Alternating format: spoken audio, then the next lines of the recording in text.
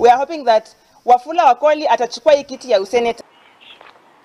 Ekiombe gia shofko nigo gieso kiribene na kubairaniri abakenya mbiamono ase okweneki omorembe chingaki chionsi gukwana nabaliki bamangana ase ensemo ya Kibra ase baragwa no munyakirogo bwekiombe kyo oyokorokwa Kennedy Ondende nigo bairaniri abakenya mbiamono ase baerera na kibachagete omoroberio yo chingaki chikampeni goika obochori bugakorekana nabo igo magegaye kina gotuguterwa ale bono nigo baganirie abakenya koeneki Toereru chingaki chionsi.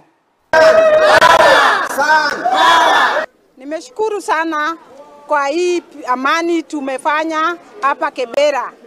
Wakati election ilikuwa naendelea, tuliita watu wetu tena borders, tukakaa chini tukapropose tuendeze kitu inaitwa amani.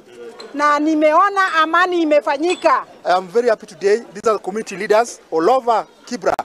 And I remember before election, during COVID time, we were already planning because for us, peace is about process, right? It's not something that happened one day.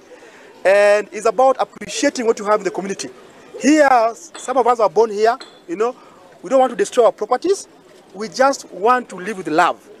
And of course, you have to go vote. That's your right, you know. And they promised me that there will be peace. Vijana wa Kibira pia wakaleta amani.